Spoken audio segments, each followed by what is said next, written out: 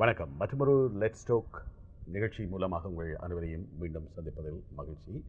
இன்று நாம் சந்திக்கப் போகின்ற நபர் பலருக்கு முன்னுதாரணமாக இருக்கக்கூடிய ஒருவர். எங்கள் அடுத்த தலைமுறை ஒருவரை முன்னுதாரணமாக கொள்ள வேண்டுமாக இருந்தால் பல்துறை சாதனைகளுக்கு சொந்தக்காரராக இருக்கக்கூடிய ஒருவராக இவரை குறிப்பிட முடியும். இவரை எப்படி அடையாளப்படுத்துவது என்பதே சிக்கலுக்குரியது. ஒரு தலைசிறந்த விளையாட்டு வீரர், பரியோவான் கல்லூரி அணியை தலைமை தாங்கி வழிநடத்திய ஒரு சிறந்த சகலதுறை கிரிக்கெட் வீரர், ஒரு நல்ல கவிஞர், நல்ல எழுத்தாளர், நல்ல நாடக செயற்பாட்டாளர், சமூக அக்கறை கொண்ட ஒரு மனிதர். இவற்றை தாண்டி யாழ் போதனா மருத்துவமனையின் தற்போதைய புற்றுநோயியல் பிரிவின் சத்திர சிகிச்சை நிபுணராக செயல்பட்டு கொண்டிருக்கிறார். அதை தாண்டி புற்றுநோயில் தொடர்பான விழிப்புணர்வு ஏற்படுத்துவதற்காகவும் தொடர்ந்து தன்னுடைய பணிக்கு புறம்பாக செயல்பட்டு கொண்டிருக்கக்கூடிய ஒருவர். இவ்வளவு பணிகளுக்கும் அப்பால் ஒரு நல்ல மனிதநேய சிந்தனையோடு நண்பர்களையும் உறவினர்களையும் தொடர்ந்து தன்னுடைய வட்டத்திற்குள் நெருக்கமாக வைத்திருக்கின்ற நெருக்கமான நண்பன், பாடசாலை கால நண்பன். வணக்கம் ஸ்ரீ. வணக்கம் ரமணன். நன்றி என்னை இவ்வாறு அறிமுகப்படுத்தியதற்கு. ஒரு ரோல் மாடலாக இருப்பது என்பது சிக்கலுக்குரிய விஷயம். அதில் நல்ல விஷயங்களும் இருக்கும், சில வேளைகளில் எடுத்துக்கொள்ளக்கூடாத விஷயங்களும் இருக்கும். ஆனால் உங்களை பொறுத்தவரையில் ஒரு பல்துறை சாதனையாளராக இருப்பது என்பது பலருக்கும் இன்றைய தலைமுறைக்கு முன்னுதாரணமாக இருக்கக்கூடியது. ஒரு ஸ்போர்ட்ஸில் இருக்கிறவர் தனியாக ஸ்போர்ட்ஸோடு மட்டும் தங்களை மட்டுப்படுத்திக் கொள்வார்கள், அதிலே ஒரு உச்சம் தொடுகின்றவர்களாக இருப்பார்கள். அதே போல் படித்து கொண்டிருக்கின்றவர்கள் என்றால் படிப்பு மட்டும் முக்கியமாக இருக்கும். அதை தாண்டி கலைத்துறையில் கவிதைகள் அல்லது எழுதுவது, வாசிப்பது, நாடகங்களில் ஈடுபடுவது, இது சார்ந்த விடயங்களில் ஈடுபடுகின்ற போது அதில் அவர்களுடைய ஃபோக்கஸ் இருக்கும். ஆனால் இந்த மூன்று துறைகளும், அதை தாண்டி இப்போது இருக்கக்கூடிய சமூக சேவைகள் என்று வருகின்ற போது அவற்றையும் கொண்டு ஒரு நேரத்தை முகாமைத்துவம் செய்வது அல்லது எல்லா துறைகளிலுமே ஒரு உயர்நிலையை அடைவதற்கு முயற்சிப்பது, அதில் இருப்பது என்பது இவ்வளவு தூரம் கடினமானது. அந்த கடினம் என்பது தான் நாங்கள் எதிர்பார்க்கின்ற அடுத்த தலைமுறையிடம் இருக்க வேண்டும் என்று நாங்கள் விரும்புகின்ற பண்பாக இருக்கிறது. எல்லோரும் எல்லா துறைகளிலும் தங்களை ஈடுபடுத்திக் கொள்வதன் மூலம் அந்தந்த துறைகளில் மட்டுமல்ல எல்லா துறைகளிலுமே உயர்வை பெற முடியும் என்பதற்கான ஒரு நல்ல உதாரணம் டாக்டர் ஸ்ரீதரன் கணேசமூர்த்தி. அப்படியான ஒருவரோடு தான் நாங்கள் இன்று சந்திக்க போகிறோம். முதலில் ஸ்ரீதரன் கணேசமூர்த்தி என்கின்ற இன்றைய இந்த ஆளுமையை உருவாக்கம் எப்படியானது, அதன் பின்னணியில் அவருடைய குடும்பத்தின் பங்கு எப்படியாக இருந்தது, கல்வித்துறையில் அவருடைய செயல்பாட்டிற்கு காரணமாக இருந்த அவருடைய தந்தை எல்லோருக்குமே தெரியும். எங்களுடைய பாடசாலை காலத்தில் அவருடைய தந்தையாரின் அர்ப்பணிப்பு, ஸ்ரீயை இப்படியான ஒரு மனிதராக உருவாக்குவதில் அவருடைய பங்கு என்பது மிக முக்கியம். ஆகவே அந்த அனுபவங்கள், அந்த நினைவுகளோடு நாங்கள் நிகழ்ச்சி ஆரம்பிக்கலாம். ஸ்ரீ, நான் புங்குடுதீவில் 76ஆம் ஆண்டு பிறந்தேன். பின்பு அங்கு எனது ஆரம்ப மொண்டசரி சர்வோதயத்தில் பயின்றேன். அதன் பின்பு தர்ணேக்கல, கேகோல் மாவட்டத்தில் உள்ள தர்ணேக்கல, அங்குதான் எனது தாயார் வேலை செய்தார்.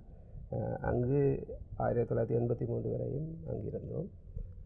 உங்களுக்கு தெரியும், 1983 ஒரு மிகப்பெரிய இனக்கலவரம் ஏற்பட்டது. அதற்கு 1 மாதங்களுக்கு முன்பு அம்மாவுக்கு டிரான்ஸ்ஃபர் கிடைத்தது. நாங்கள் மீண்டும் யாழ்ப்பாணம் வந்தோம்.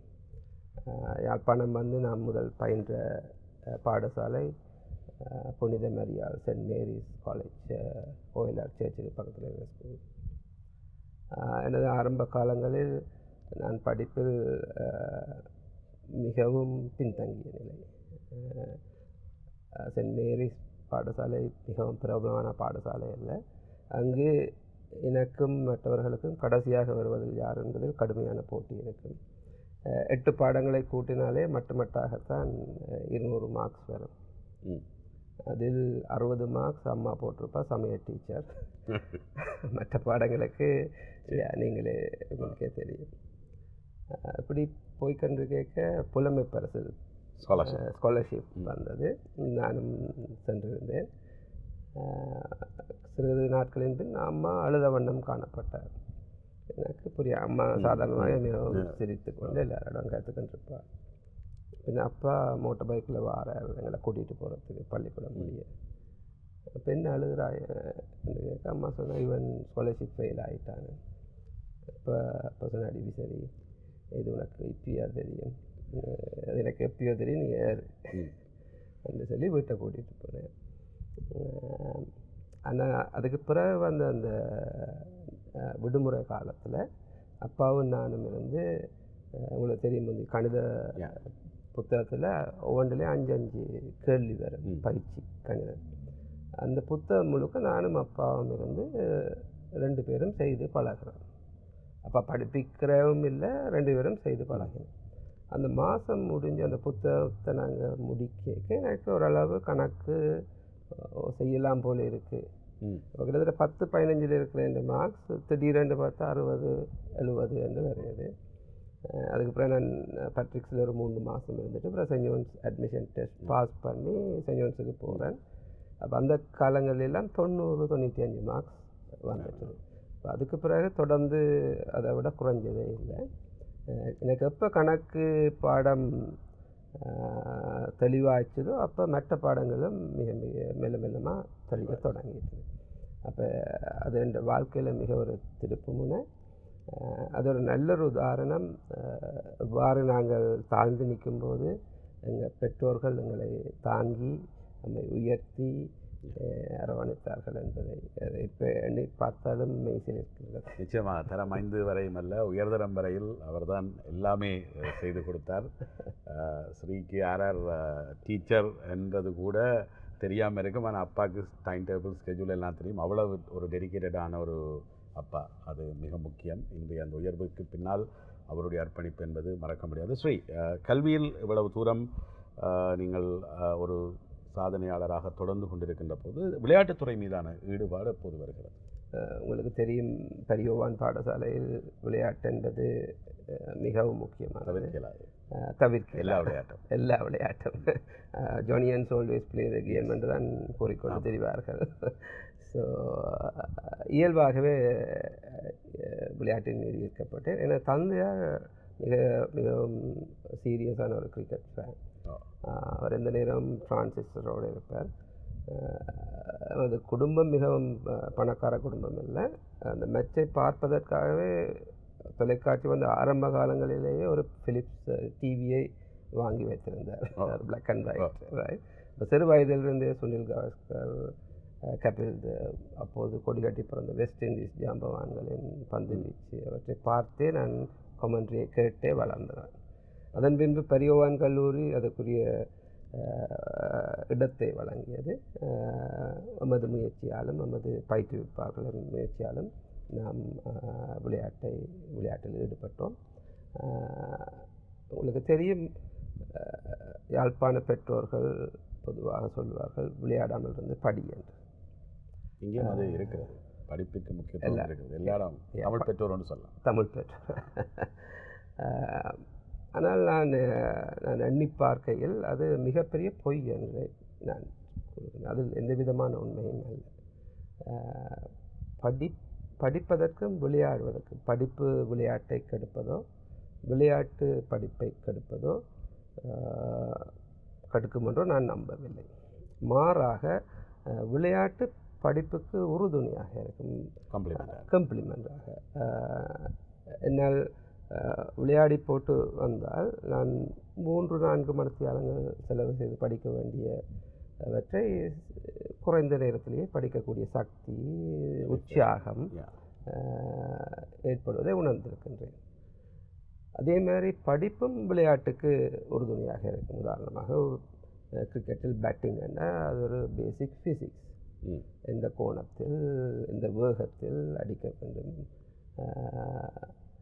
அவ்வாறு தலைமைத்துவம், எத்தனை ஓவர் இருக்கின்றது, ஆறாருக்கு எத்தனை பந்து எத்தனை ஓவர் கொடுக்க வேண்டும் என்பது ஒரு கணக்கு. ரைட். அப்போ இரண்டுக்கும் மிகப்பெரிய தொடர்பு இருக்கின்றது. விளையாட்டுக்கு மட்டுமல்ல, அனைத்து படிப்பு சாரா extra curricular activities, co curricular activities என்று சொல்வார்கள். நிச்சயமாக. இதே வேளையில் நாங்கள் படிப்பு விளையாட்டு என்று பார்க்கின்ற போது ஸ்ரீதரன் ஒரு நல்ல கவிஞராக, நல்ல எழுத்தாளராக, ஒரு நல்ல வாசகராக அடையாளப்படுத்தப்படக்கூடியவர். இளவயதிலேயே பல முக்கியமான கதாசிரியர்களுடைய நூல்களையும் இலக்கியங்களையும் படித்து முடித்துவிட்டு அதிலிருந்து பல விடயங்களை எங்களோடு பகிர்ந்து கொள்ளக்கூடிய அனுபவம் இருந்தது. இந்த வாசிப்பு அனுபவம் என்பது எவ்வளவு தூரம் முக்கியமானது? அதன் பால் எப்படி உங்களுக்கு அந்த ஈடுபாடு வந்தது? அதுக்கு எனது பெற்றோர்கள் தான் வித்திட்டார்கள். அம்புலி மாமா, கோகுலம், ரத்னபாலா, இது 3ம் ப்ளஸ் ஸ்போர்ட்ஸ் ஸ்டார். அது வார இதழ்கள், சில 2 வாரத்துக்கு எல்லா இதழ்களும் மேசைக்கு வந்துவிடும். அவற்றை வாசித்து விட்டு வைத்த பின்பு அவற்றை 6 மாதமாக பைண்ட் பண்ணியும் வைத்திருப்பார்கள். அப்போது புங்குடுதீவில் எமது வீட்டில் மாமரங்கள் இருக்கின்றன. மாம்பழங்கள் காய்த்து கட்டிலுக்கு அடியில் வைக்கோலுக்குள் போட்டு வைத்திருப்பார்கள். இப்போ நான் பைண்ட் பண்ண புத்தகத்தை கொண்டு போய் வச்சு கீழே இருக்கிற மாம்பழம் ஒன்று எடுத்து சாப்பிட்டுக்கிறது, புத்தகம் வாசிக்கிறது. இப்போ சாப்பிடேக்க புத்தகம் வாசிக்கிறதுன்றது எனக்கு ஒரு பெரிய ஒரு பழக்கமாக போய்விட்டது. நீங்களும் அனைத்து இடங்களிலும் புத்தகங்களை வைத்திருப்பதை நான் கண்டிருக்கின்றேன். வீட்டுக்கு விடக்கூடாதுன்னு சொல்கிறது சில விஷயங்களை. புத்தக வாசிப்பாளர், ஒரு இலக்கியங்களோடு ஈடுபாடு கொண்டவர், விளையாட்டுத்துறையில் பல சாதனைகளுக்கு சொந்தக்காரர். இப்போதும் ஞாபகம் இருக்கிறது, இந்த பிக் மேட்ச் என்று வருகின்ற போது எங்கள் காலத்தில் சென்ட்ரல் சென்ட் ஜான்ஸ் பிக் மேட்சை காப்பாற்றிய தூண்கள் இருவர் என்று சொல்வார்கள். அதற்கு பிறகு நிறைய மேட்ச் வந்தாலும் அந்த மேட்ச் எப்போதும் ஒரு ஹைலைட்டிங்கான மேட்சாகத்தான் எப்போதும் இருக்கிறது. அதுக்கு காரணம் அவர்கள் இந்த 2 சிறுவர்கள் அந்த மேட்சை காப்பாற்றி கொடுத்தார்கள். பரியோவான் தோல்வியடைய வேண்டிய நிலையிலிருந்து அதில் முக்கியமானவர் சஞ்சீவ், மற்றவர் ஸ்ரீதரன். இந்த 2 பேரும் சேர்ந்து தான் அந்த அணியை பாதுகாப்பாக வைத்து அந்த போட்டியிலே நாங்கள் தோற்று போகாமல் இருப்பதற்கு காரணமாக இருந்தார்கள். அதற்கு பிறகு வேறு விடயங்கள் நடந்தாலும் கூட அந்த போட்டி இப்போதும் எல்லோருடைய மனங்களிலும் இருக்கின்ற ஒரு போட்டி. அப்படியான நினைவுகளோடு நாங்கள் பயணப்பட்டு கொண்டிருக்கையில் ஸ்ரீதரன் டாக்டர் ஸ்ரீதரன் ஆகின்ற வாய்ப்போடு மருத்துவப்படத்துக்கு செல்கிறார். அதற்கிடையில் அவருக்கு நாடகத்துறை மீதான ஈடுபாடும் வருகிறது. அதை பற்றியும் நாங்கள் பேச வேண்டும். ஆகவே மருத்துவப்படத்துக்கு தெரிவான பின்னர் அல்லது அந்த காலப்பகுதியில் உங்களுக்கும் அரங்க செயற்பாடுகளோடான ஒரு ஈடுபாடு ஏற்படுகிறது. அந்த அரங்க செயற்பாடுகளின் முக்கியத்துவம் பொங்குதமிழ் பிரகடனம் வாசிக்கின்ற வரையில் உங்களை அழைத்து சென்றிருக்கிறது. அரங்க செயற்பாடுகளின் மீதான ஈடுபாடு எப்படியாக உங்களுக்கு வந்தது, அதன் முக்கியத்துவம் என்ன, அதை இன்று வரையில் நான் நினைக்கிறேன் 25 ஆண்டுகள் கடந்தும் தொடர்ந்தும் அரங்க செயற்பாடுகளில் ஈடுபடுகின்ற ஒரு மருத்துவராகவும் ஸ்ரீதரன் அடையாளப்படுத்தப்படுகிறார். அதுதான் அவருடைய ஸ்பெஷாலிட்டி என்று சொல்லலாம். ஸ்போர்ட்ஸ் ஒரு புறம் ப்ரொஃபஷனல் கரியராக ஒரு கேன்சர் சர்ஜனாக செயல்பட்டு கொண்டு மறுபுறம் தியேட்டர் ஆக்டிவிஸ்டாகவும் இருந்து கொண்டிருக்கக்கூடிய ஒருவர் தான் ஸ்ரீதரன். இந்த தியேட்டர் ஆக்ஷன் அல்லது தியேட்டர் ஆக்டிவிட்டீஸ் என்பது எவ்வளவு முக்கியம், அதில் எப்படியான ஈடுபாடு எப்படி வந்தது? 98ஆம் ஆண்டு காலப்பகுதிகளில் எனது இப்போதைய துணைவியார் அப்போது காதலியாக இருந்தார். அவரது ஆசிரியை திருமதி பத்மினி சிதம்பரநாதன் அவர்கள் மட்டக்களப்பில் மாமாங்கத்தில் ஒரு தியேட்டர் ஒர்க் ஷாப்பை ஒழுங்குபடுத்தியிருந்தார்கள். அதற்கு என்னையும் அழைத்திருந்தார்கள். அப்போது அது ஒரு வேலண்டைன்ஸ் டேயில் கொழும்பிலிருந்து மட்டக்களப்புக்கு காதலியோடு செல்லும் குதூகலத்தோடு தான் நான் சென்றிருந்தேன். ஆனால் அந்த ஒர்க் ஷாப்பில் நடந்த விடயங்கள் எனக்கு சில வேளைகளில் எனது கற்பனை எல்லை கடந்து பறக்கும். திடீரென்று இது எனக்கு மட்டும்தான் இருக்குதா, எல்லாருக்கும் அப்படித்தானா, இதெல்லாம் சாத்தியமா என்று எண்ண தோணும். அந்த ஒர்க் ஷாப்பில் கலந்து கொண்ட பின்பு என்னை மாதிரி எண்ணும் பல பேர் இருக்கின்றார்கள். எண்ணம் போல் வாழ முடியும் என்ற ஒரு நம்பிக்கை ஏற்பட்டது. அதுதான் அதன் ஆரம்பம். திரு சிதம்பரநாதன் அவர்கள் நாடகத்துறையின் மிகச்சிறந்த முன்னோடி. அவரது மண் சுமந்த மேனியர் நாடகம் தமிழர் போராட்ட வரலாற்றில், தமிழ் வரலாற்றில் பெரும் மாற்றங்களை ஏற்படுத்திய ஒரு கலைப்படைப்பு. அவரது அடுத்த கண்டுபிடிப்பு ஒரு ரீஇன்வென்ஷன், டிஸ்கவரி என்று சொல்லலாம். இந்த தியேட்டரில் இருக்கும் டூல்ஸ் அவற்றை நமது கலாச்சாரத்தோடு, நமது கோயில்களில் உள்ள கூறுகளோடு தொடர்புபடுத்தி அவற்றை மக்களின் நலன்களுக்காக, மக்களில் ஒரு விரும்பத்தக்க மாற்றங்களை ஏற்படுத்துவதற்காக, மக்களை உற்சாகப்படுத்துவதற்காக, ஒன்று சேர்ப்பதற்காக பயன்படுத்தப்படும். அதுதான் அவரது PhD ஆய்வு. அதிலிருந்து தான் எனது நாடக ஈடுபாடு தொடங்கியது. அது அன்றிலிருந்து இன்று வரை தொடர்கின்றது. நாடகம் என்று சொன்னவுடன் எல்லோரும் மேடை நாடகங்கள் என்று யோசிப்பார்கள். இது மேடை நாடகம் அல்ல. இது ஸ்ரீ கூறியது போல மக்களை ஒன்று திரட்டுவதற்கு, மக்களை ஆசுவாசப்படுத்துவதற்கு, அவர்களை அரங்கமைப்பதற்கு, அவர்களோடு பேசி அவர்களுடைய குரல்களாக அவர்களின் குரல்களை வெளிக்கொண்டு வருவதற்கான வாய்ப்பை ஏற்படுத்தக்கூடிய ஒரு அரங்க செயற்பாடு, தியேட்டர் ஆக்டிவிட்டி என்று சொல்லக்கூடிய ஒரு விஷயம். பொதுவாகவே நாடகங்கள் மேடையிலே ஆற்றப்படும், பார்வையாளர்கள் இருந்து பார்ப்பார்கள். இதில் பார்வையாளர்கள் என்ற பதம் இல்லை, அனைவருமே பங்காளர்களாக இருக்கக்கூடிய ஒரு அரங்க செயற்பாடு தான். அதிலிருந்து பொங்கு தமிழ் பிரகடனம் வரையான அந்த பயணம் மிக முக்கியமானது. அந்த காலத்தில் மிக கடுமையான ஒரு நெருக்குவாரம் வடக்கு கிழக்கு தமிழர் தாய பகுதியை சூழ்ந்திருந்த வேளையிலே அது நோக்கிய அந்த பயணம் இவ்வளவு முக்கியத்துவம் வாய்ந்தது. அதில் எப்படியான அனுபவங்களை நீங்கள் பெற்றுக்கொண்டீர்கள்? இந்த நாடகம் என்பது ஒரு ஒரு ஒரு ஸ்பேஸை, ஒரு சேஃபான ஸ்பேஸை உருவாக்கி தருகின்றது. அதில் நாடகம் சம்பந்தமான இந்த கருவிகள், டான்ஸ், மியூசிக் என்பவற்றை பாவிக்கும்போது எம்மால் சாதாரணமாக வெளிப்படுத்த முடியாத சில வேளைகளில் எம்மால் இருக்காத எமக்குள் இருக்கும் எண்ணங்கள், பயங்கள் போன்றவை வெளியில் வருகின்றன. அவ்வாறு அங்கு கூடியிருக்கும் மற்றவர்களிடமிருந்தும் அவை வெளியில் வரும். பின்பு நாங்கள் அவற்றை சாதாரண நிலையில் ஆராய்ந்து பார்ப்போம், அறிவு கொண்டு ஆராய்ந்து பார்ப்போம். அதன் அதன் அதன் போது ஒரு அறிவு சார்ந்த உரையாடல் நிகழும். இந்த பிரச்சனைகள் இருக்கின்றன, இந்த பிரச்சனைகள் பொதுவான பிரச்சனைகள் இருக்கின்றன, தனிப்பட்ட பிரச்சனைகள் இருக்கின்றன. இந்த பிரச்சனைகளை தீர்க்க முடியும், அவர் தீர்க்காட்டி கூட இதற்கு எவ்வாறு நாம் எதிர்கொள்வது என்பது குறித்த ஒரு விழிப்பை நாங்கள் ஏற்படுத்திக் கொள்ளலாம். இதன் மூலம் ஒரு ஒரு உறவு ஏற்படும் அந்த குழுவுக்கு. அவ்வாறு ஏற்பட்ட பின்பு ஒரு உத்வேகம் ஏற்படும், நம்பிக்கை ஏற்படும், இந்த பிரச்சனைகளை நம்மால் தீர்த்து கொள்ள முடியும் என்று. அவ்வாறு ஏற்பட்ட அந்த உண்மையான உணர்வுகளின் பகிர்வின் மூலம் வெளியில் நடக்கும் விடயங்களுக்கும் மக்களின் மனதின் ஆழத்தில் இருக்கும் கருத்துகளுக்கும் பாரிய வேறுபாடு இருப்பதை நம்மால் அறியக்கூடியதாக இருக்கின்றது. வெளியில் கூறப்படும் திரிவுபட்ட கருத்துக்கள் இந்த போரின் அடிப்படைகளாக இருந்தன. ஆனால் உண்மையான மக்களின் குரல் வெளியில் கேட்காதபடியால் அந்த போர் நீண்டு செல்கின்றது என்ற எண்ணம் நமக்கு இருந்தது. அப்போ உண்மையான கருத்துக்களை பகிர்ந்து உண்மையான பரிமாற்றங்கள் நிகழும் போதுதான் ஒரு நிரந்தரமான தீர்வு கிடைக்கும். நாங்கள் பொய்யாக கதைப்பதன் மூலம் ஒரு நட்பையோ ஒரு தீர்வையோ பெற்றுவிட முடியாது. அந்த உண்மைகளை வெளிக்கொண்டரும் ஒரு நிகழ்வின் ஒரு உச்சம்தான் பொங்கு தமிழ். அதன் ஆரம்பம் பண்பாட்டு பவனி என்று கொழும்பு, திருவோணமலை, மட்டக்களப்பில் 98ஆம் ஆண்டு காலப்பகுதிகளில் ஏற்பட்டது. அதன் நடந்தது. அதன் பின்பு ஒரு பத்திரிகையாளர் சந்திப்பையும் நாங்கள் நடத்தியிருந்தோம். அதன் பின்பு 99ஆம் ஆண்டு நானும் மெடிக்கல் ஃபேக்கல்ட்டிக்கு போகின்றேன். திரு சிதம்பரநாதன் சார் அவர்களும் யூனிவர்சிட்டிக்கு வருகின்றார், பிஹெச்டி முடித்துவிட்டு. அப்போ அங்கு சென்று மட்டக்களப்பில் திருவோணமலையில் செய்வதை போன்று இங்கும் மக்களோடு கதைப்போம், மாணவர்களோடு கதைப்போம் என்று எண்ணும்போது அது அப்போது ஒரு திறந்த வழி சிறைச்சாலையாக இருந்தது. வடக்குக்கும் யாழ்ப்பாணத்துக்கும் வேறு இடங்களுக்கும் தொடர்பு இல்லை. மிகவும் பெரிய அச்சம் குடிகொண்டிருந்தது.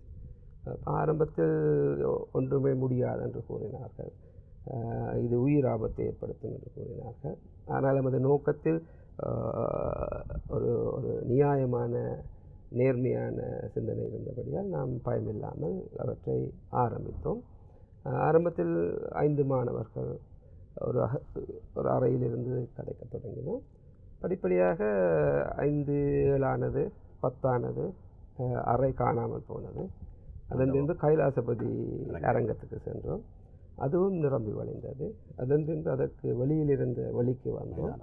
மைதானத்துக்கு முதல் ஒரு டென்னிஸ் கோர்ட்டோ பாஸ்கெட் பால் கோர்ட்டோ இருந்தது, அதுவும் காணாமல் கோயிலுக்கு முன்பிருந்த மைதானத்து கூட தொடங்கினோம். அப்போது தெரிந்தது அனைவரின் மனதிலும் இருந்த எண்ணங்களில் ஒற்றுமை காணப்பட்டது. தேசியம், தாயகம், சுயநிர்ணயம் குறித்த விடயங்களில் அவர்கள் ஒருமித்த கருத்தை கொண்டிருந்தார்கள். அதன் பின்பு எமக்கு மட்டும்தான் இப்படி இருக்கின்றதா, நாங்கள் இளவயது மாணவர்கள் அந்த வேகத்தில் அப்படி யோசிக்கின்றோம், மக்களிடையே போய் கேட்டுப்பார் என்று ஒவ்வொரு மாணவர்களும் மாணவிகளும் மக்களிடையே செல்ல தொடங்கினார்கள். அடுத்த நாள் அந்த கதைகளை கொண்டு வந்து பகிர்ந்து கொண்டார்கள் மைதானத்தில். அவ்வாறு பகிர்ந்தபோது நம்பிக்கை அளித்து ஆதரவாக இருந்து கேட்கும்போது மக்கள் உண்மையான கதைகளை கூறத் தொடங்கினார்கள். அவர்களும் கூறிய கருத்தில் இதே விடயங்கள் பதிந்திருந்தன. அப்போதுதான் நாங்கள் யோசித்தோம், ஒரு மிகப்பெரிய போராட்டத்தை செய்வது எல்லாராலும் முடியாது. அவர்களுக்கு உயிரை கொடுக்க முடியாது, அதற்குரிய அர்ப்பணிப்பை கொடுக்க முடியாது. ஆனால் அதற்கு அடுத்த இருக்கும் சமூக நலம் கொண்டவர்கள் கொஞ்சம் போராளிகளை விடவோ தீவிரமாக இருப்பவர்களை விட அதை கூட கொஞ்சம் கூடிய நேரத்தை செலவிட முடியும். சாதாரண மக்கள் தமது 90-95% நேரத்தை சாதாரண வேலைகளில், தமது வேலைகளில் குடும்பத்தை பார்ப்பதில் செலவழிப்பார்கள். அப்போ இவர்கள் அனைவரையும் இணைக்கக்கூடிய ஒரு புள்ளி என்ன என்று பார்த்தால், ஒரு வருடத்தில் ஓரிடத்தில் 1 மணி நேரம் கூடி எங்கள் உள்ளத்தில் இருக்கும் விருப்பம் இதுதான் என்று சொல்லிவிட்டு அவரவர் சென்று தமது வேலையை பார்க்கலாம். அவ்வாறான ஒரு நிகழ்வு தான் பொங்குதமிழ். அவ்வாறு ஏற்படும் போது அதற்கு பெரும் தடை ஏற்பட்டது. இராணுவத்தினர் அனுமதி மறுத்திருந்தனர். நாம் அங்கு ஏற்படக்கூடிய பதட்டமான சூழ்நிலையை உணர்ந்து நாம் கூறினோம், நாம் மக்களே உங்களிடம் வந்திருக்கின்றோம், உங்கள் மனதில் உள்ள கதைகளை நாம் அறிந்திருக்கின்றோம், அவற்றை நீங்களும் வந்து சேர்ந்து கூற வேண்டும் என்பதுதான் நமது அவா. ஆனால் அதற்கான வாய்ப்பு இப்போதற்கு இல்லை. அது ஒரு ஆபத்தான விடயம் போல் தோன்ற. நீங்கள் உங்கள் வீடுகளில் இருங்கள், உங்கள் பிரதிநிதிகளாக நாங்கள் உங்கள் குறைகளை, உங்கள் கதைகளை உலகத்துக்கு கொடுக்கின்றோம். அதுதான் பொங்குதமிழ் பிரகடனை. அதில் நாம் அதில் ஆரம்பித்திருந்தாலும் அதில் ஏராளமானவர்களின் பங்கு இருக்கின்றது. இப்போதுள்ள அரசியல்வாதிகள் கஜேந்திரன் மிக பங்காற்றியிருந்தார். ஏராளமான வைத்திய நிபுணர்கள், இப்போது வைத்திய நிபுணர்களாக இருப்பவர்கள் அப்போது ஆதரவாக இருந்தார்கள். விரிவுரையாளர்கள், பாடசாலை அதிபர்கள் என்று மிகப்பெரிய ஒரு ஒன்று கூடலை அந்த வேலை. அப்போ ஒன்று முடியாத நிலை என்று இருந்ததிலிருந்து மக்கள் எல்லாம் சேர்ந்து ஒரு மிகப்பெரிய ஒரு வேலையை செய்தார்கள். அது எங்களுக்கே ஆச்சரியமாக இருந்தது. அதன் விளைவும் நான் நினைக்கின்றேன், விடுதலை புலிகளின் தலைவர் திரு பிரபாகரன் அவர்கள்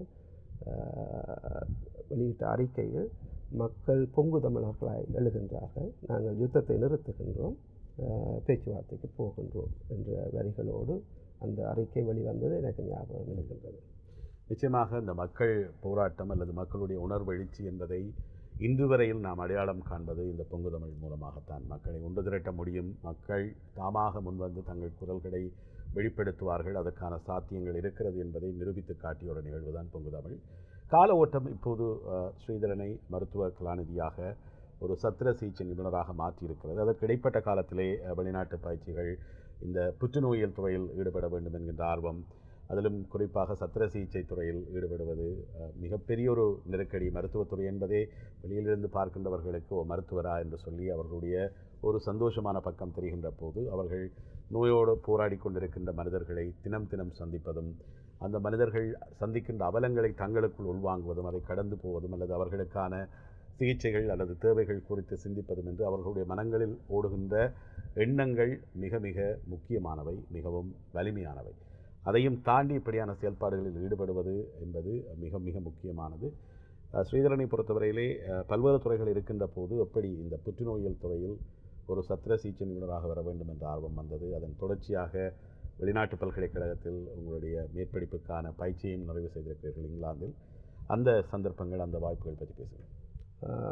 எனக்கு ஆரம்பத்தில் மருத்துவத்துறை ஒரு பிடித்தமான துறையே அல்ல. அவ்வாறு எனது தந்தையார் எனது வாழ்வில் ஒளியேற்றி வைத்தாரோ அவ்வாறு சற்று ஒளியை மங்க போகவும் வைத்திருக்கின்றார். நான் மேத்ஸ் தான் செய்வதாக இருந்தேன். தந்தையார் சொல்லிவிட்டார் நான் பயோ வந்து. நான் திருவுளச்சீட்டெல்லாம் போட்டு பார்த்தோம், சரி வரவில்லை. 3 தடவும் பயோ ஒன்று தான் வந்தது. கடவுளே கைவிட்டுட்டார். அதுக்கப்புறம் பயோ செஞ்சேன். நான் உண்மையாக 3rd சைல்டாக நின்று பண்ணேன். நான் முதல் 2 சையும் படிக்கவே இல்லை. இப்போ 2வது அப்பா பழி வாங்குறது, பழி வாங்குறேன்ல இந்த மனம் வந்து அதில் ஈடுபட இல்லை. ரைட், சும்மா போகிறது வர்றது. ஒரு நாள் 2வது ரிசல்ட்ஸ் வந்தோடனே தான் அப்பா அழுதார். அழுது அதை என்ன சரியாக தாக்கிட்டுது. எனக்கு தெரியும் அப்பாவும் அம்மாவும் எவ்வளோ அர்ப்பணிப்புகளை அவர்களுக்கு எங்கள் நான் தான் வாழ்க்கை. ஆமாம். அவர் அழுதவுடன் என்னை எழுப்பி விட்டது. 3rd செயின் நான் படித்து சென்றேன். அதுக்கப்புறம் அதன் பின்பு பல்கலைக்கழகத்துக்கு சென்ற பின்பு மேனோதானோ என்று தான் நான் சொல்வது. எனக்கு 2nd MBA எடுக்கும்போது போதுமான வரவே இருக்கவில்லை. 80% தேவை, 70% தேவை. எனக்கு இது இருந்த 15-20% வரவுகள். பிறகு 2nd MBA எக்ஸாம் எடுக்க என்ன விடவில்லை. பிறகு அங்கிருந்த டீன் டாக்டர் ராஜேந்திர பிரசாத் அவர் என்னை வழி நடத்தினார். சரியான வழி நடத்தி அவர் என்னை அந்த எக்ஸாமை எடுப்பதற்கு உதவினார். அதற்கு எனக்கு நல்ல புள்ளிகள் கிடைத்தன. கிட்டத்தட்ட ஃபர்ஸ்ட் கிளாஸ் மார்க்ஸ் கிடைத்தது. அப்போது தான் சர்ஜரி என்று ஒரு ஃபீல்டு இருக்கின்றது என்பதை நான் அறிந்து கொண்டேன். அதன் பின்பு எனது உற்சாகம் ஒரு சத்திர சிகிச்சை நிபுணராக வர வேண்டும் என்பதில் இருந்தது. அதிலும் குறிப்பாக புற்றுநோய் சத்திர சிகிச்சையை நான் தேர்ந்தெடுத்ததுக்கு காரணம், நான் சில விடயங்களில் உடனடியாகவே திருப்தி அடைந்து விடுவேன். அதன் பின்பு ஒரு போரிங் ஏற்பட்டுவிடும். புற்றுநோய் சத்திர சிகிச்சையை பொறுத்தவரையில் இன்னும் அறியப்படாத நிறைய இடங்கள் இருக்கின்றன. நம்மால் அந்த அடிவானத்தை இன்னும் தள்ள முடியும். எனக்கு அந்த சேலஞ்ச் எப்பயும் என்ன, நான் பேசிக்காக ஒரு சரியான சோம்பேறி. இருந்துட்டு நாள் கணக்கில் நித்திர கொள்றாது. அப்போ எனக்கு அந்த சேலஞ்ச் இல்லாட்டி என்னால் வாழ முடியாது. அந்த சேலஞ்சுக்காகத்தான் உண்மையாக புற்றுநோய் எடுத்துக்கொண்டேன். மற்றது மக்களோடான ஊடாட்டம், வருத்தப்படும் மக்களோடு அவர்களோடு பகிர்ந்து கொள்வது, அவர்களுக்கு உதவுவதில் உண்மையாக ஒரு ஆத்ம திருப்தியும் நிறைவும் கிடைக்கும். இங்கிலாந்தில் உங்களுடைய அந்த பயிற்சி எவ்வளவு முக்கியமானது? அதிலிருந்து நீங்கள் கற்றுக்கொண்ட விடயங்கள் என்ன என்ன ஸ்பெஷாலிட்டி இருக்கிறது அங்கே? இங்கிலாந்தில் மட்டுமல்ல, எனது அனைத்து ட்ரைனர்ஸையும் குறிப்பிட வேண்டும். முக்கியமாக திரு ஜெயரட்னம் சார் அவர்கள். அவர் மிக ஒரு அற்புதமான மனிதர், அற்புதமான சர்ஜன், அற்புதமான டீச்சர். அவர் டீச் பண்ணும் முறையை கூறினால், அப்பாயின்மெண்ட்டில் 10 பேர் இருப்பினும் ஒரு ஆளுக்கு நல்ல பேச்சு வரும். அப்போ நான் அவர்கிட்ட அவர்கிட்ட தான் நான் ரெஜிஸ்ட்ராராக இருந்தேன் முதலாவது ஆண்டு. அப்போ வரைக்க கேட்பேன், நான் தெரியுமா அவனுக்கு என்ன பேசினான்னு. அப்போ நான் இல்லை சார், அவன்தான் அதுலேயே இதில் அறிவில்லாமல் நிற்கிற ஒவ்வொரு வார்த்தைகளை பார்ப்பேன். நான் சொல்லலை. அப்போ அவனுக்கு நான் விளங்குற மாதிரி படிப்பிச்சா மிச்சம் எல்லா ஆக்களுக்கும் விளங்கும். Okay, right. பிறகு ஒரு பேஷண்ட் வந்தால் பேஷண்ட் 2 கிழமை 3 கிழமை இருக்கும்.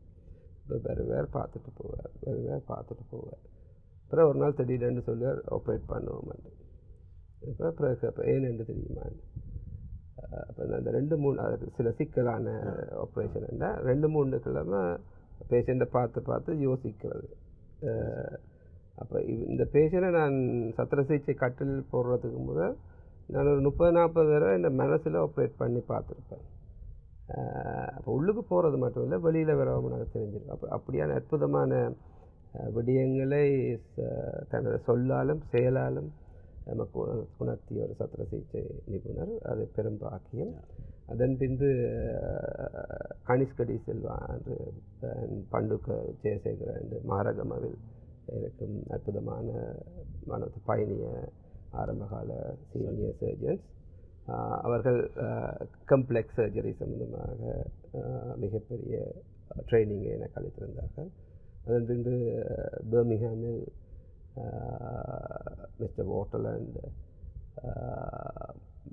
மிஸ்டர் கவேஷா ப்ரொஃபஸர் அவர்களின் கீழ் குடல் புற்றுநோய், மார்பக புற்றுநோய், அப்பஜியா என்று சொல்கின்ற கள புற்றுநோய், இறப்பை புற்றுநோய் அவற்றில் சிறப்பு பயிற்சிகளை நான் மேற்கொண்டிருந்தேன். ஆகவே ஒரு மனிதரை எவ்வளவு மனிதர்கள் சேர்ந்து இப்படியான ஒருவரை உருவாக்கியிருக்கிறார்கள் என்பதை புரிந்து கொள்வது, அதை இன்னும் நினைவில் வைத்துக்கொண்டு அவர்களை பற்றிய நினைவுகளை மீட்டுவதும் மிக மிக முக்கியமானது. அதுதான் ஸ்ரீதரனின் சிறப்பாக இருக்கிறது. இப்போது யாழ் மருத்துவமனையின் புற்றுநோயியல் துறையில் ஒரு சத்திர சிகிச்சையாளராக இருந்தாலும் அதை தாண்டி அவர் ஒரு மிகப்பெரிய பணியை மேற்கொண்டு வருகிறார். தன்னிடம் இருக்கின்ற அரங்க ஆளுமை அல்லது அரங்க செயற்பாடுகளின் மூலம் பெற்றுக்கொண்ட அனுபவங்களையும் மருத்துவத்துறை அனுபவங்களையும் பயன்படுத்தி இந்த புற்றுநோயியல் தொடர்பிலான விழிப்புணர்வு ஏற்படுத்துவதற்கான ஒரு வெற்றிகரமான செயல் திட்டத்தை இலங்கையில் முதன்முறையாக உருவாக்கி அதை வெற்றிகரமானது ஒன்றாக மாற்றிய சாதனைக்கு சொந்தக்காரர் ஸ்ரீதரன். ஆகவே அதை பற்றித்தான் நாங்கள் இப்போது பேச போகிறோம். மிக முக்கியமாக புற்றுநோய் என்று வருகின்ற போது அது ஆரம்பத்தில் கண்டறியப்பட்டால் அதிலிருந்து பலர் தப்பித்துக் கொள்ளலாம் என்று அடிக்கடி அவர் சொல்லி கேள்விப்பட்டிருக்கிறேன். ஆகவே ஒரு புற்றுநோய் சார்ந்த ஒரு சிறிய அறிமுகத்தையும் தந்து அதன் படிநிலைகள், அதிலிருந்து எப்படி மனிதர்கள் மீள முடியும், அதற்கான சிகிச்சைகள், அந்த விழிப்புணர்வு ஏன் முக்கியமாக இருக்கிறது. இங்கும் கூட அதற்கான பல ஏற்பாடுகள் இருந்தாலும் பலரும் அதில் கவனம் செலுத்துவதில்லை என்கின்ற ஒரு குற்றச்சாட்டு மருத்துவத்துறையால் முன்வைக்கப்படுகிறது. இலங்கையில் மட்டுமல்ல, கனடாவிலும் அதிநவீனமான மருத்துவ வசதிகள் இருக்கிறது, இலவசமான மருத்துவ சேவைகள் இருக்கிறது. இந்த புற்றுநோய் சிகிச்சை, அதாவது புற்றுநோய் ஆரம்ப அறிகுறிகளை வைத்துக்கொண்டு அடையாளம் காண்பதற்கான பொறிமுறைகள் இருந்தாலும் நாங்கள் அதை பயன்படுத்துவதில்லை என்ற ஒரு குற்றச்சாட்டு இருக்கிறது. ஆகவே இந்த புற்றுநோய் என்றால் என்ன, அதை ஆரம்பத்தில் அடையாளம் காண்பதன் அவசியம் எப்படியானது, அதன் மூலமான இன்ன அனுகூலங்கள் கிடைக்கிறது, உங்களுடைய அந்த செயல் திட்டம் எப்படி வெற்றிகரமாக இயங்குகிறது, இதை பற்றி தான் பேச போகிறோம். புற்றுநோய் என்பது கட்டுப்பாடற்ற கலங்களின் வளர்ச்சி. புற்றுநோய் கட்டுப்பாடற்ற கலங்களின் வளர்ச்சியால் கட்டி ஏற்படுவது மட்டுமல்ல, அது அந்த அடித்தளத்தையும் ஊடுருவி உள் செல்ல வல்லது. அதன் பின்பு அங்கிருக்கும் நரம்புகள், நிணநீர், குருதி மூலமாக தோன்றிய இடத்திலிருந்து தொலைதூரத்துக்கு பரவக்கூடிய அங்கு சென்று இதே வேலையை செய்கிறது என்றபடியால்தான் இது உயிர் ஆபத்தை ஏற்படுத்துகின்றது. அப்போது புற்றுநோய் தோன்றிய இடத்தில் இருக்கும்போது இவற்றை படிநிலை ஸ்டேஜ் 1 என்று கூறுவோம். எல்லாம் பரவிய பின்பு ஸ்டேஜ் 4, ஸ்டேஜ் 1, ஸ்டேஜ் 2 இவற்றில் புற்றுநோயை அடையாளம் கண்டால் ஏறத்தாழ 90% புற்றுநோய்கள் 90% புற்றுநோய்களை முற்றாக குணப்படுத்த முடியும். முற்றாக என்றால் உங்களுக்கு நிமோனியா, காய்ச்சல் வந்தால் எவ்வாறு நீங்கள் குணமடைந்து போகின்றீர்களோ அவ்வாறு இவற்றை குணப்படுத்த முடியும். ஆனால் அவற்றை விட ஒரு நீண்ட பயணம். இது ஒரு குறுந்தோர் ஓட்டம் இல்லை, இது ஒரு மேரதன் ஓட்டம். ஸ்டேஜ் 4இல் நீங்கள் என்னதான் முன்னேற்றகரமான சிகிச்சைகளை செய்தாலும் 100% குணப்படுத்த முடியாது. அப்போ 100% சாவில் ஒரு பக்கம், 90% குணப்படுத்தல் ஒரு பக்கம். இதிலிருந்து இதை கொண்டு வருவதுதான் புற்றுநோயை வெல்வதற்கான ஒரே வழி, இலகுவான வழி. புற்றுநோயை வராமல் தடுப்பது அதை விட சிறந்தது. அது ஒரு நீண்ட கால வேலை. பாடசாலைகளில் இருந்து செய்ய வேண்டும், நீண்ட காலம். இப்போது நாம் உடனடியாக செய்யக்கூடியது புற்றுநோயை ஆரம்பத்தில் கண்டறியும் என்றபடியால் தான் புற்றுநோயை ஆரம்பத்தில் கண்டறியும் வேலைகளில் நானும் எனது சக புற்றுநோய் சத்திர சிகிச்சை டாக்டர் தனேந்திரன், டாக்டர் தனுஜா பெண் புற்றுநோய் சிறப்பு சத்திர சிகிச்சை நிபுணர் போன்றவர்கள் இதில் தீவிரமாக ஈடுபடுகின்றோம். இது எங்களுக்கு மிகவும் திருப்தியை தரும் வேலை, மகிழ்ச்சியை தரும் வேலை. இதை நாங்கள் தொடங்கும்போது எவ்வாறு பொங்குதமிழ் தொடங்கும்போது ஒன்றும் முடியாது என்று கூறினார்களோ இதன் போதும் அவ்வாறான கருத்து இருந்தது. நாம் நமக்கு வேலைகளை ஆரம்பிக்கும் போது போதிய ஆளணி இல்லை. சாதாரண சத்திர சிகிச்சை வேலைகளை செய்வதற்கு கூட ஆளணி பற்றாக்குறை, தாதியர் பற்றாக்குறை இருந்தது. மெடிக்கல் ஸ்டூடெண்ட் கூட வருவதில்லை என்று அவர்கள் நமக்கு அலோகேட் பண்ணப்படவில்லை. அப்போது நாம் நர்சிங் ஸ்டூடெண்ட் தாதியர் ஒரு நாள் 2 பேரும் போய் நானும் டாக்டர் தனேந்திரனும் பிரின்சிபலை சந்தித்தோம். பக்கத்தில் இருக்குது. இப்போ நான் சொன்னேன், உங்கள்கிட்ட முதலாவது வருட மாணவர்களை நாங்கள் சந்திக்க விரும்புகின்றோம் இந்த வேலை குறித்து. அதிலிருந்து ஆர்வமான ஒரு 30 மாணவர்களை எங்களுக்கு தாருங்கள். நாங்கள் அதற்கு பதிலாக உங்களுக்கு புற்றுநோய் குறித்த கல்வியை நாங்கள் செய்து தருகின்றோம். அவர்கள் சந்தோஷமாக ஒத்துக்கொண்டார்கள். அவர்களை நாங்கள் 30 பேரை ஆர்வமானவர்களை தேர்ந்தெடுத்து அவர்கள் தொடர்ந்து புற்றுநோய் குறித்த அறிவை புகட்டினோம். அது மட்டும் இல்லாமல் திரு சிதம்பரநாதன் அவர்களின் தியேட்டர் ஆக்ஷன் குரூப் அரங்க செயற்பாட்டு குழு அவர்களுக்கு நாடக ஊடாக அவர்களை பயிற்சிகளை வழங்கியது. அது அவர்களை மிகவும் உற்சாகமான ஆட்களாகவும் இந்த வேலையில் விருப்பம் கொண்ட ஆட்களாகவும் உருமாற்றி அவர்களை ஒரு மிக்கவர்கள் என்று அவங்களுக்கு தெரியும். பெண்கள் வெக்கப்படுவதும் கதைக்க பயப்படுவதும் அப்படி இவர்கள் வாரென்றால் கள்ளு தவறணைக்கே சென்று கள்ளு குடிப்பவர்களின் பக்கத்தில் அமர்ந்து அவர்களுக்கு கல்லினால் வரும் பாதிப்புகள் புற்றுநோய் பற்றிய விழிப்புணர்வுகளை அது சம்பந்தமான படங்கள் கூட நம்மிடம் இருக்கின்றன. அவ்வாறு எனர்ஜெட்டிக்கான ஆட்களாக எம்பவர்டான ஆட்களாக மாற்றினார். இதன் பின்பு இந்த வேலைகளில் படிப்படியாக ஆட்கள் இணைய தொடங்கினார்கள். முக்கியமாக ப்ரொஃபஸர் ஸ்ரீசலா நவரத்ன அவர்களை கூற வேண்டும். மிக ஆரம்ப காலத்தில் மிக பெரிய உறுதுணையாக இருந்தார். அவர் சிஇஓ மனிடோபா கேன்சர் கனடாவில் இருக்கக்கூடிய மனிடோபா மாகாணத்தின் புற்றுநோயல் துறையின் பிரதான நிறைவேற்று அதிகாரி. அதன் பின்பு JFMOA கனடா, அது பழைய மாணவர்களின் கனடா சங்கம், குறிப்பாக டாக்டர் மயிலாசன், இவர்களும் மிக நாங்கள் கொஞ்சம் கலைச்சா கூட அவைகள் எங்களை உற்சாகப்படுத்தி அவர்கள் இணைந்தார்கள். நமது டீச்சிங் ஹாஸ்பிட்டலில் உள்ள ஆட்களும் மிகப்பெரிய ஆதரவை தந்தார்கள். பல்கலைக்கழகம் மெடிக்கல் ஃபேக்கல்ட்டி இணைந்தது. தென் IMFO நமக்கு உதவிகளை செய்தது. இதை 2021 இப்போது 2026 5-6 வருடங்கள் இப்போது ஃபேஸ் 2 தொடங்கிவிட்டது. கிட்டத்தட்ட நமது பயணத்தில் 13,000 நபர்களை நாம் சந்தித்து புற்றுநோய் ஸ்க்ரீனிங்கை செய்து கிட்டத்தட்ட ஏறக்குறைய 195-98 நபர்களை புற்றுநோய் ஆரம்ப நிலைகளில் இனங்கண்டு அவர்களை சிகிச்சை அளித்து பூரணமாக குணப்படுத்தி உள்ளோம். 100 உயிர்கள் காப்பாற்றப்பட்டிருக்கின்றன. இதை நாம் ஒரு பப்ளிஷ் பண்ணி இருக்கோம் ஒரு ஜேர்னலில், இண்டெக்ஸ் ஜேர்னலில். அப்போ இது ஒரு முடியாதென்ற இடத்திலிருந்து தொடங்கி முடிந்த ஒரு வேலை. ஆட்கள் சேர மாட்டார்கள் என்று சொன்ன நிலையில் பல பேர் சேர்ந்து செய்யும் ஒரு சமூக வேலை. ஆனால் இந்த புற்றுநோயின் ஆரம்ப அறிகுறிகள் அல்லது யார் இந்த புற்றுநோய் தொடர்பான பரிசோதனைகளை மேற்கொள்ள வேண்டும் என்பதில் குழப்பம் இருக்கும். நாங்கள் ஹெல்த்தியாக இருக்கிறோம் என்பதுதான் எல்லோருடைய நம்பிக்கையாகவும் இருக்கிறது. அப்படி இருக்கின்ற போது இந்த புற்றுநோய் தொடர்பிலான பரிசோதனைகளை எல்லோரும் மேற்கொள்ள வேண்டுமா, அல்லது ஏதாவது அறிகுறிகள் இருக்கின்றவர்கள் கட்டாயமாக மேற்கொள்ள வேண்டுமா, அல்லது இந்த வயதில் இருக்கின்றவர்கள் இன்னென்ன மாதிரியான பரிசோதனைகளை செய்வது சிறப்பாக இருக்கும் என்று கருதுகிறீர்களா? குறிப்பாக இலங்கையின் வடக்கு கிழக்கை பொறுத்தவரை இவற்றை இலவசமாக செய்வதற்கான ஒழுங்குகள் மருத்துவமனை, யாழ்ப்பாண மருத்துவமனையாக இருக்கலாம், அல்லது மட்டக்களப்பிலோ திருகோணமலையோ வவுனியாவிலோ செய்யக்கூடிய வாய்ப்புகள் இருக்கிறதா? யார் வேண்டுமானாலும் செய்யலாமா? யார் செய்ய வேண்டும்? முக்கியமாக 40 வயது வரையும் உடம்பு தன்னை பார்த்துக்கொள்ளும். 40க்கு பின் நாம் உடம்பை பார்த்து கொள்ள தொடங்க வேண்டும். அந்த காலப்பகுதி பொதுவான காலப்பகுதியாக இருக்கும்.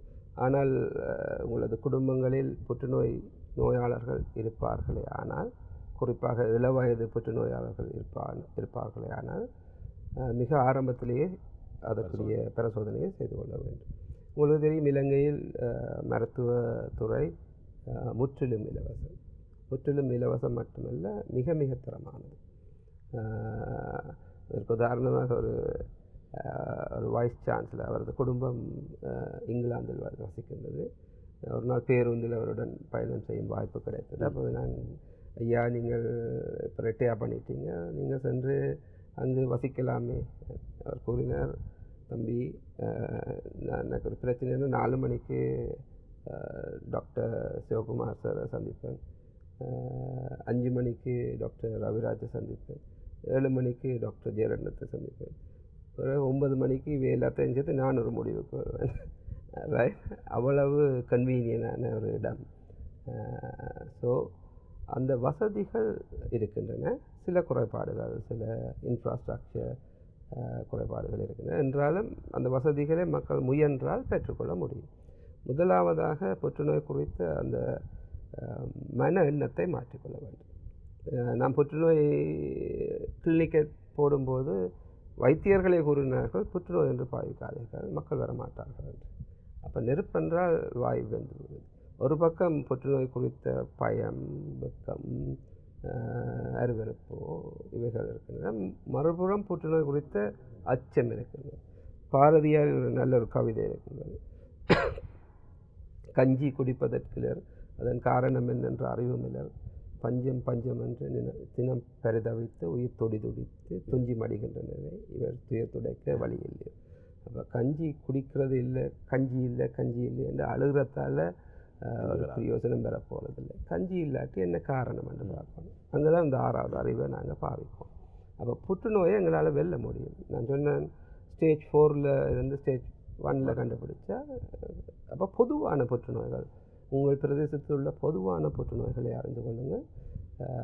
உங்கள் அரசாங்கமும் அங்கு உள்ள வைத்தியர்களும் அந்த புற்றுநோய் அறியும் கருவிகள் ஒழுங்குகளை செய்திருக்கின்றார்கள். அது ஒரு தேசிய நிகழ்ச்சி நிரலாகவே இருக்கின்றது. இங்கும் உங்களுக்கு ஒரு வயதிற்கு பின்பு உங்களுக்கு லெட்டர் வரும்.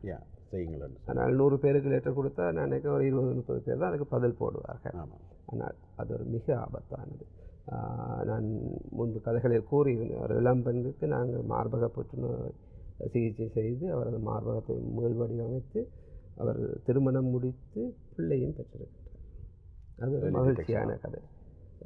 நமக்கு தெரிந்த வைத்தியர்களின் குடும்பங்கள் இவற்றை அறிகுறிகளை இருந்தும் அலட்சியம் செய்து ஸ்டேஜ் 4 இருந்து இறந்த சிக்கல்பட்ட கதைகளும் உண்டு. அப்போ அறிவு மட்டுமல்ல, மன மாற்றமும் இதில் ஏற்பட வேண்டும்.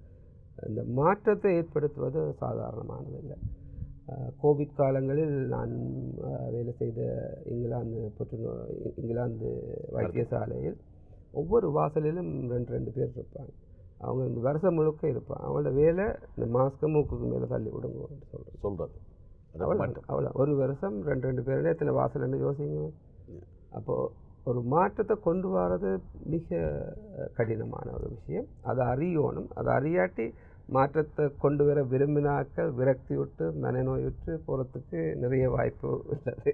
ஆகவே மாற்றத்திற்கான முயற்சி தான் இந்த புற்றுநோய் விழிப்புணர்வு செயல் திட்டம். அது வெறுமனே ஒரு புற்றுநோய் விழிப்புணர்வு செயல் திட்டம் என்பதை தாண்டி மக்கள் மயப்படுத்தலாம், சில விடயங்களை மக்களை ஒன்று திரட்டலாம், சில விடயங்களில் மக்கள் ஒன்றாக கூடி வரக்கூடிய நிலை உருவாகும். நாங்கள் ஒரு கூறுபட்ட சமூகமாக இருக்கிறோம். 2009ற்கு பின்னர் பல்வேறு முரண்கள், பல்வேறு சிக்கல்கள், பல்வேறு பிரிவினைகள், தமிழ் சமூகத்தை ஒன்று திரட்டவே முடியாது, ஒன்று சேர்க்கவே முடியாது என்கின்ற மிகப்பெரிய விரக்தி மனநிலையில் பலர் இருக்கின்ற நிலையில் இப்படியான சிறு சிறு முயற்சிகள் ஏதோ ஒரு நம்பிக்கை புள்ளியாக எங்களுக்கு தெரிந்து கொண்டிருக்கிறது. அந்த நம்பிக்கை புள்ளியில் ஒன்று இந்த புற்றுநோயியல் துறையில் விழிப்புணர்வு ஏற்படுத்துவதற்காக மேற்கொள்ளப்படக்கூடிய மக்கள் மயப்படுத்துகின்ற திட்டம். அதிலும் தனியே அது ஒரு மருத்துவ செயல் திட்டமாக இல்லாமல் அரங்க செயற்பாடுகளின் ஊடாக மக்கள் மத்தியிலே சென்று மக்களை ஒன்று திரட்டி அவர்களுக்குள் விழிப்புணர்வு ஏற்படுத்தி அவர்களை இந்த பரிசோதனைகளில் ஈடுபடுத்துகின்ற முயற்சி என்பது பலவற்றிற்கான முன்னுதாரணமாக இருக்கிறது. இந்த முயற்சியின் தொடக்கம் அல்லது இது அடைய நினைக்கின்ற இலக்கு என்ன? முக்கியமாக புற்றுநோய் குறித்து